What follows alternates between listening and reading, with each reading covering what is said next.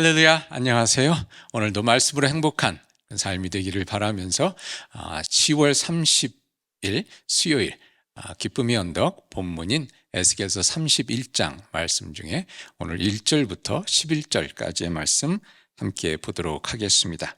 에스겔서 31장 1절에서 11절까지의 말씀 봉독해 드립니다. 11째 해 셋째 날 초하루에 여호와의 말씀이 내게 임하여 이르시되 인자야 너는 애굽의 바로 왕과 그 무리에게 이르기를 내 큰 위엄을 누구에게 비하랴. 볼지어다 앗수르 사람은 가지가 아름답고 그늘은 숲의 그늘 같으며 키가 크고 꼭대기가 구름에 닿는 레바논 백향목이었느니라.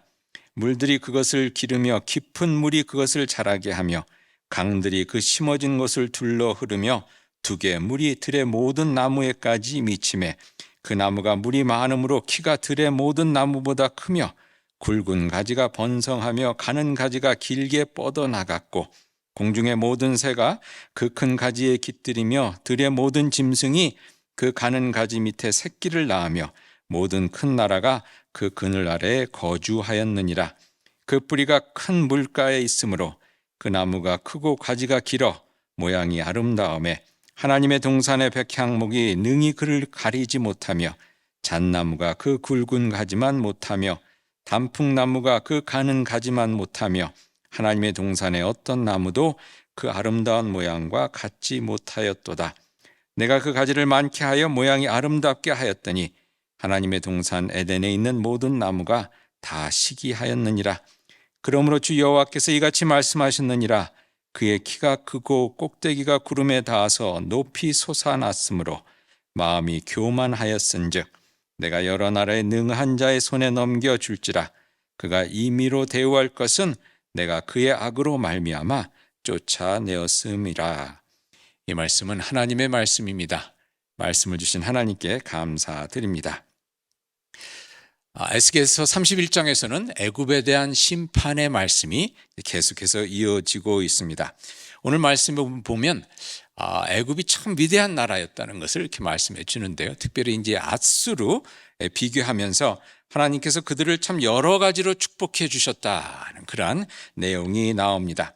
그런데 그들이 하나님께서 저들을 그렇게 강대케 하시고 축복해 주셨는데 그 모든 것이 하나님으로부터 왔다는 것을 깨닫지 못하고 교만함 가운데 하나님의 심판에 이르게 되는데 그와 같이 애굽도 하나님께서 복을 주신 것을 깨닫지 못하고 스스로를 높이고 교만을 떠는 가운데 다른 나라에 의해 또 멸망을 당하게 된다는 그런 하나님의 심판의 말씀을 담고 있습니다.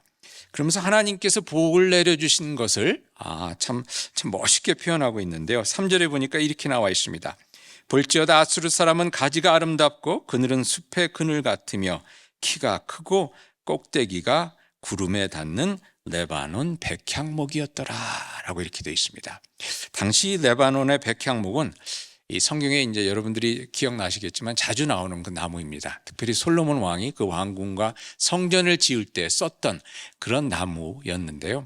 이 백향목이 그 레바논과 같은 그런 고지대에서 자라는데 나무가 곧게 이렇게 자라 올라서 제목으로 쓰기가 이제 휘어지지 않고 이러니까 제목으로 쓰기가 좋고 그다음에 내구성이 강하고 그러니까 단단하고 그다음에 이런 그 벌레가 또 잘 먹지 않고요.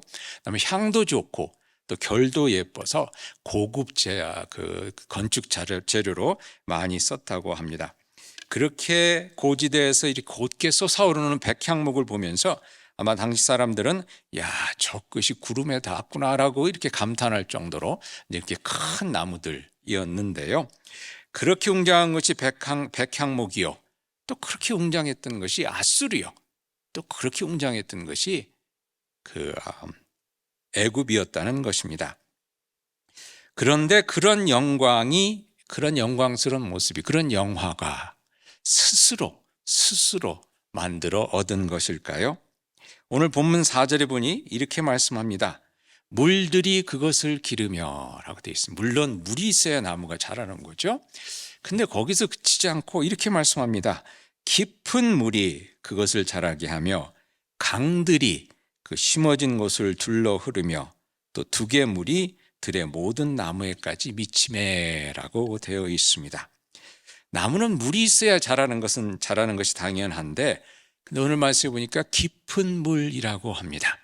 저희들이 눈에는 보이지 않지만 가뭄에도 마르지 않고 흐르는 그 깊은 곳에 있는 물, 그 깊은 은혜로 인하여 또 저희들이 하나님의 복을 누리며 사는 것이 아니겠습니까? 그리고 또한 강물을 하나님께서 둘러 흐르게 하사, 강줄기를 그쪽으로 몰아서 둘러 흐르게 하사 백향목 나무에게 물을 주셨다는 그런 말씀이죠. 또한 물이 마르지 않게 하려고 둑을 쌓고 제방을 만들어서 또 그 물이 또 나무가 가뭄에 또 잘 견딜 수 있도록 그 물을 대는 그러한 수고가 있었다는 것입니다. 즉 백향목 나무가 위대한 나무가 된 것은 스스로 그렇게 된 것이 절대 아니라는 거죠. 여러분, 사실 저희들 삶을 돌아보더라도 그렇지 않습니까? 저희들 삶, 우리들의 힘으로 우리가 살아가는 것이 아니라 진정 하나님의 은혜와 능력 가운데 살아가는 것 아니겠습니까? 어떤 분이 그렇게 말씀하시더라고요. 식사 기도를 하자 그러니까 내가 열심히 번 돈으로 이거 음식 사서 먹는데 내가 뭘 감사해야 됩니까? 이제 그렇게 말씀하시더라고요. 그래서 한번 그때 이런 생각을 한번 해봤는데요. 과연 그럴까? 여러분, 쌀 한 포대기를 25불에 사서 밥을 지었다고 해봅시다. 그러면 그 25불에 사실 여러 가지가 이제 포함되겠죠. 운송비, 창고 보관비, 또 그 외 유통비, 거기에 생산을 위해서 들어간 비료비, 또 경운기 이렇게 움직이는데 들어간 돈들, 그리고 노동비, 이런 것들 다 이제 포함되겠죠. 그런데 별을 키우기 위해서 필요했던 햇살, 그리고 하늘에서 내린 빗물, 거기에 땅에서 뽑아 올린 그 양분들, 이것을 어떻게 계산을 할 수가 있을까요? 얼마로 계산을 할 수 있을까요? 참 돈으로는 계산할 수 없는 그런 자연이 우리에게 주는 귀한 선물 아니겠습니까? 여러분, 열심히 일해서 집을 샀다 그러면 그 엄청난 집값, 저희 이제 페이를 이렇게 해나가는데 거기에 자재비, 또 거기서 수관, 목공, 플러머도 이런 분들, 목수 이런 분들의 그 수고비, 이런 것들이 다 포함되겠죠. 하지만 그 집을 바치고 있는 그 집안에 관한 비용, 그것이 오랜 세월 땅이 쌓여서 단단한 그 집안을 이루어서 그곳에 집을 세울 수 있도록 하는데 그 오랜 세월 동안 쌓여진 그 집안에 관한 비용, 그리고 집을 붙잡고 있는 중력, 이걸 저희들이 어떻게 계산을 할 수가 있겠습니까? 우리가 그냥 전기비 이렇게 낸다고 해서 내가 참 내 돈으로 사는 것이다 라고 이렇게 이야기할 수가 없겠죠. 우리가 살아가는 데 있어서 진정 쉽게 잊어버리는 것은 우리를 지탱해 주는 깊은 물이 있고 우리를 또 먹여 살리는 둑의 물이 있다는 것입니다. 4절 말씀을 다시 한번 보겠습니다. 물들이 그것을 기르며 깊은 물이 그것을 자라게 하며 강들이 심어진 곳을 둘러 흐르며 둑의 물이 들의 모든 나무에까지 미치매. 하나님의 깊은 은혜가 있고 하나님의 쌓여져 있는 은혜가 있기에 저희들이 그곳으로 살아가는데, 에스겔 시대의 백향목과 같았던 아시리아와 애굽 같은 강대국들은 그것을 잊어버리고 교만함 가운데 결국 하나님의 심판의 자리로 들어서게 됩니다. 오늘도 하나님께서 아침을 여시고 햇살로 우리를 감싸시며 구름으로 덮으시고 또 바람 가운데 숨쉬게 하시는 그 은혜가 있는데, 전기값, 수도세 몇 푼 낸다고 내 힘으로 살아가는 양 교만하지 말고 오늘도 감사함으로 주신 복을 누리고 또한 하나님께 영광 돌리는, 그러므로 참으로 복된 삶이 되실 수 있기를 이 아침 축원드립니다. 같이 기도하시겠습니다. 은혜로 살아가는 저희들, 주님의 주신 은혜를 마음껏 감사하며 겸손하게 누리는 복된 삶을 살도록 성령님, 저희들의 마음이 행여 교만해지지 않도록 붙잡아 인도해 주시옵소서. 예수님의 이름으로 기도하옵나이다. 아멘. 물된 동상같이 넉넉한 하루 되길 축복합니다.